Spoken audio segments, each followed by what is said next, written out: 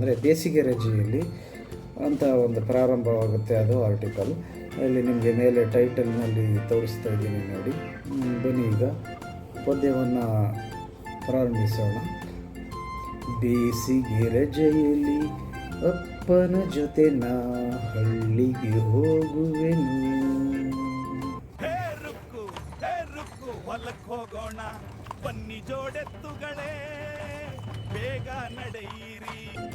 ಬೇಸಿಗೆ ರಜೆಯಲ್ಲಿ ಅಪ್ಪನ ಜೊತೆ ನಾ ಹಳ್ಳಿಗೆ ಹೋಗುವೆನು. In the summer vacation with my father, I will go to the village. ಅಂದರೆ ಮಕ್ಕಳಿಗೆ ಈಗ ಬೇಸಿಗೆ ರಜೆ ಹತ್ರ ಬರ್ತಾ ಇದೆ. ಈಗ ಮಾರ್ಚಿ ಪರೀಕ್ಷೆ ಮುಗಿದ ಮೇಲೆ ರಜೆ ಬರುತ್ತೆ. ಆವಾಗ ಸುಮಾರು 1.5 ತಿಂಗಳು ಮೇಲ್ಪಟ್ಟು ರಜಾ ಇರುತ್ತಲ್ವ. ಹಾಗಾಗಿ ಈ ಒಂದು ದೀರ್ಘವಾದ ರಜಾವನ್ನು ಕಳೆಯೋಕ್ಕೆ ಸಂಬಂಧಿಕರ ಮನೆ, ಅಜ್ಜಿಯ ಮನೆ ಆಗಿರ್ಬೋದು ಅಥವಾ ತಾತನ ಅವರ ಮನೆ ಆಗಿರ್ಬೋದು, ಅಲ್ಲಿಗೆ ಎಲ್ಲ ಮಕ್ಕಳು ಹೋಗ್ತಾ ಇರ್ತಾರೆ. During the summer vacation, I will go to the village with my father. ಹಾಗಾಗಿ ಬೇಸಿಗೆ ರಜೆ ಬಂದಾಗ ಅವರ ತಂದೆ ಆಗಲಿ ಅಥವಾ ತಾಯಿ ಆಗಲಿ, ಅಕ್ಕ ತಂಗಿ ಯಾರ ಜೊತೆ ಏನಾದರೂ ಸರಿ, ಅವರು ಇರೋವಂಥ ಹಳ್ಳಿ ಸಾಮಾನ್ಯವಾಗಿ ಬಹುತೇಕ ಹಳ್ಳಿ ಇರುತ್ತೆ. I too will labor along with the farmers who shed sweat. ಅಲ್ಲಿಗೆ ಹೋಗಿ ಅಲ್ಲಿಗೆ ಹೋದಾಗ ಏನೇನು ಒಂದು ಚಟುವಟಿಕೆಯನ್ನು ಮಗು ಮಾಡುತ್ತೆ ಅನ್ನೋದನ್ನು ಈಗ ಮುಂದಿನ ಒಂದು ಸಾಲಿನ ಪದ್ಯದಲ್ಲಿ ನೋಡೋಣ ಬನ್ನಿ. ಬೆವರನ್ನು ಸುರಿಸುವ ರೈತರ ಜೊತೆಯಲ್ಲಿ ನಾನು ದುಡಿಯುವೆನು. ಬೆವರನ್ನು ಸುರಿಸುವ ರೈತರ ಜೊತೆಯಲ್ಲಿ ನಾನು ದುಡಿಯುವೆನು. ಬೆವರನ್ನು ಸುರಿಸುವ ರೈತರ ಜೊತೆಯಲ್ಲಿ ನಾನು ದುಡಿಯುವೆನು. ಬೆವರನ್ನು ಸುರಿಸುವ ರೈತರ ಜೊತೆಯಲ್ಲಿ ನಾನು ದುಡಿಯುವೆನು. Wife, can I have some water? Of course, husband. That's better. Thank you. ಅಂತಂದ್ರೆ ಈಗ ಹಳ್ಳಿಗೆ ಹೋಗಿದಾಗ ಬೇಸಿಗೆ ರಜದಲ್ಲಿ ಮಗು ಹಳ್ಳಿಗೆ ಹೋದಾಗ ಅಲ್ಲಿ ರೈತರು ಹೊಲದಲ್ಲಿ ಕೆಲಸ ಮಾಡ್ತಾ ಇರ್ತಾರೆ. ಅಂದರೆ ಹೊಲನ ಉಳ್ತಾ ಇರ್ತಾರೆ, ಎತ್ತುಗಳನ್ನು ಕಟ್ಟಿಕೊಂಡು ನೇಗಿಲ ಮುಖಾಂತರವಾಗಿ ಅದನ್ನು ನೋಡ್ತಾನೆ. ಅಲ್ಲಿ ಇನ್ನೂ ಹಲವಾರು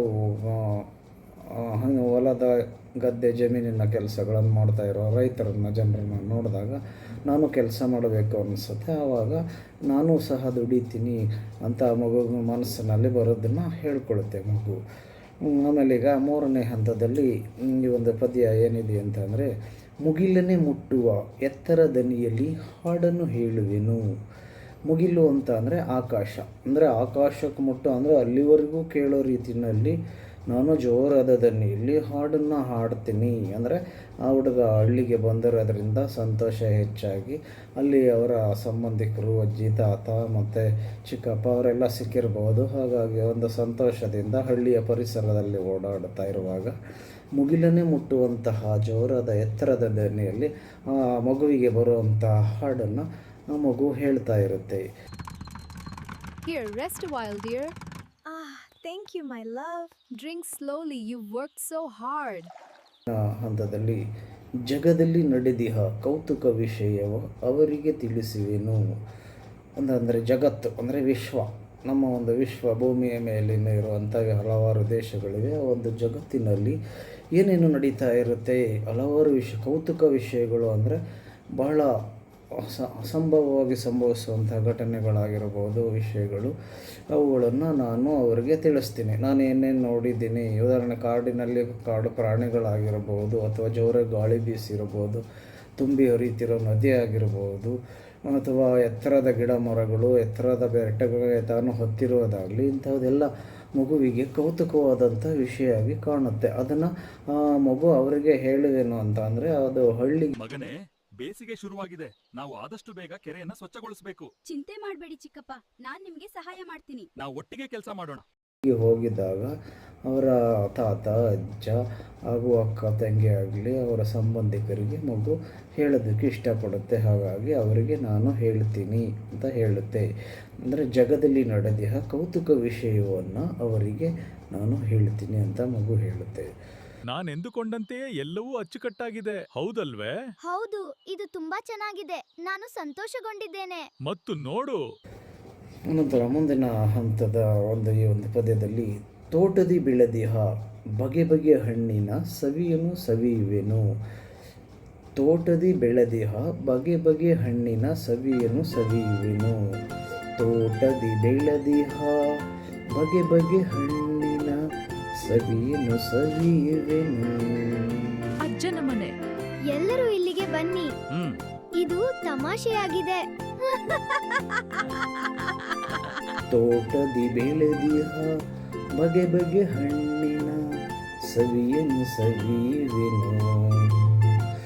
ಈಗ ಅವರು ಮಗು ಹಳ್ಳಿಗೆ ಹೋದಾಗ ಬೇಸಿಗೆ ರಜದಲ್ಲಿ ಅಲ್ಲಿ ಅವರ ಮನೆ ಹತ್ತಿರದಲ್ಲಿರೋ ತೋಟಕ್ಕೆ ಹೋಗಿ ನೋಡ್ತಾನೆ. ಅಲ್ಲಿ ಸುಂದರವಾದ ಹೂಗಳು ಗಿಡ ಇರುತ್ತವೆ ಮತ್ತು ಹಣ್ಣಿನ ಗಿಡ ಇರುತ್ತವೆ, ಮರಗಳು ಇರ್ತವೆ, ಎಲ್ಲ ನೋಡ್ತಾನೆ. ಹಣ್ಣಿನ ಗಿಡಗಳಲ್ಲಿ ವಿವಿಧ ಹಣ್ಣುಗಳು ಕಾಣಿಸಬಹುದು. ಸಪೋಟ ಆಗಿರ್ಬೋದು, ಸೀಬೆಹಣ್ಣು. Let's dance together.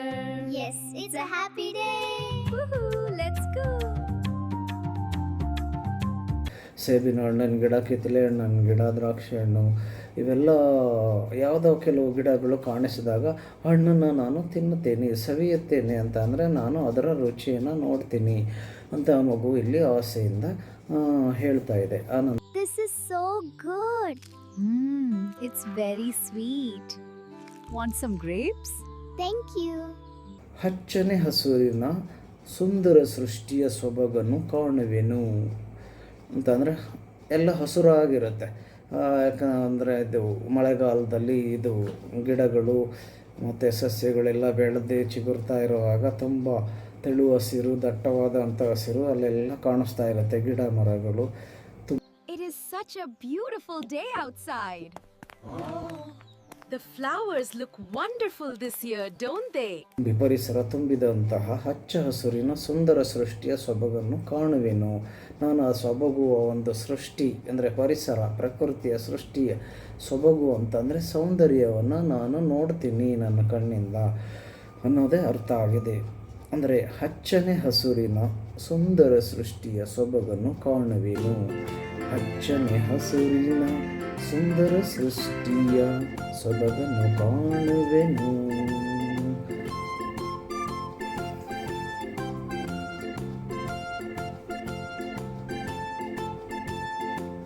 Come on everyone, let's dance together. The sun is shining brightly today.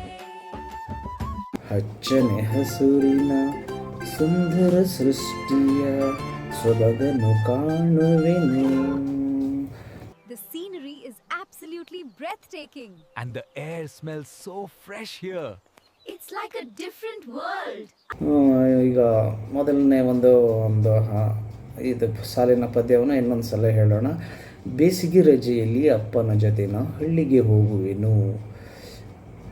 ಬೆವರನ್ನು ಸುರಿಸುವ ರೈತರ ಜೊತೆಯಲ್ಲಿ ನಾನು ದುಡಿಯುವೆನು. ಮುಗಿಲನೆ ಮುಟ್ಟುವ ಎತ್ತರದನಿಯಲ್ಲಿ ಹಾಡನ್ನು ಹೇಳುವೆನು. ಜಗದಲ್ಲಿ ನಡೆದಿಹ ಕೌತುಕ ವಿಷಯವ ಅವರಿಗೆ ತಿಳಿಸುವೆನು. ತೋಟದಿ ಬೆಳೆದಿಹ ಬಗೆ ಬಗೆ ಹಣ್ಣಿನ ಸವಿಯನ್ನು ಸವಿಯುವೆನು. ಹಚ್ಚನೆ ಹಸುರಿನ ಸುಂದರ ಸೃಷ್ಟಿಯ ಸೊಬಗನ್ನು ಕಾಣುವೆನು. ಈಗ ನಿಮಗೆ ಈ ಒಂದು ಪದ್ಯದ ಸಮಾನಾರ್ಥಕ ಪದಗಳು ಮತ್ತು ಅದರ ಅರ್ಥ ವಿಶ್ಲೇಷಣೆಯನ್ನು ಮಾಡಿ ಮಕ್ಕಳಿಗೆ ಅರ್ಥವಾಗುವಂತೆ ಒಂದು ವಿವರವನ್ನು ತಿಳಿಸಿದ್ದೇನೆ. ಇದು ಹಾಗಾಗಿ ಒಂದು ಪದಗಳ ಅರ್ಥ ಮಾಡಿಕೊಳ್ಳೋ ಕಲ್ಪನಾ ಶಕ್ತಿ ಮಗುವಿಂದ ಹೆಚ್ಚಾಗುವಂಥದ್ದು ಇರುತ್ತೆ. Look at that. It's so beautiful. Wow, the waterfall is huge. ಹಾಗೆ ಈ ಚಾನಲ್ಗೆ ಸಬ್ಸ್ಕ್ರೈಬ್ ಆಗಿಲ್ಲ ಅಂತಂದರೆ ಇವಾಗಲೇ ಸಬ್ಸ್ಕ್ರೈಬ್ ಆಗಿ. ಯಾಕಂದರೆ ಈ ಒಂದು ನಮ್ಮ ವಿಡಿಯೋಗಳ ನೋಟಿಫಿಕೇಷನ್ ನಿಮ್ಮ ಫೋನಲ್ಲಿ ಕಾಣಿಸ್ಕೊಳ್ತಾ ಇರುತ್ತೆ. ಆದ್ದರಿಂದ ಹಾಗಾಗಿ ಸಬ್ಸ್ಕ್ರೈಬ್ ಆಗಿ ಮರೆಯದೆ ಹಾಗೂ ಈ ಒಂದು ವಿಡಿಯೋನ ಶೇರ್ ಮಾಡ್ತಾಯಿರಿ ಹಾಗೂ ಮರೆಯದೆ ಇವಾಗಲೇ ಲೈಕ್ ಮಾಡಿ.